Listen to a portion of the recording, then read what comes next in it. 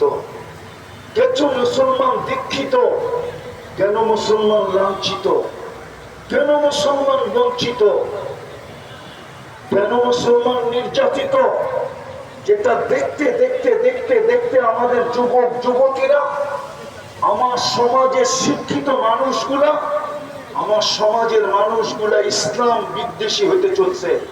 ওরা সদা সর্বদা ফেসবুক খুললেই দেখে, নেটের জগতে ঘুরলেই দেখে, দুনিয়ার কোথাও ভ্রমণে গেলেই দেখে যে আমরা সর্বদিক দিয়ে লাঞ্ছিত, সর্বদিক দিয়ে বঞ্চিত, সর্বদিক দিয়ে দীক্ষিত, সর্বদিক দিয়ে ঘৃণিত। বিদায় ইসলামের ঘৃণা ওদের দিলের ভিতরে বসতে শুরু করছে।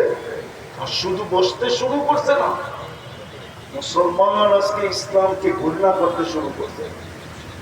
মুসলমানের চেয়ে বেশি আর কেউ ইসলামকে ঘৃণা করে না।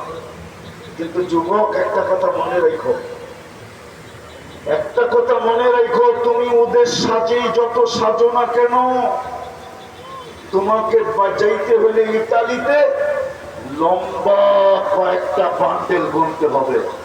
তোমার রূপরেখা দেখা কেউ তোমাকে এই দেশ থেকে নিয়ে যাবে না। মনে হয় বুঝাইতে পারে না। তোমাকে লম্বা বান্ডেল দিয়েই যেতে হবে। তোমার রূপরেখা দেখাও তোমাকে নিবে না, তোমার পোশাক আশাক দেখা নিবে না। রব্বে কাবার কসম, কোন দিন তোমাকে নিবে তো না, নিবে না, তোমাকে পছন্দ পর্যন্ত করবে না। আমরা চিনি, আমাদেরকে চিনাইতে হবে না।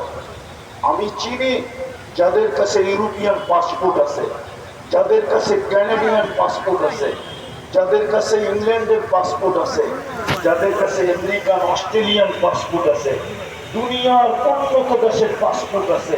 ও পাসপোর্টদারী, ওই দেশের নাগরিক, সম পরিমাণ ওই দেশের সুযোগ সুবিধা ভোগ করে বটে।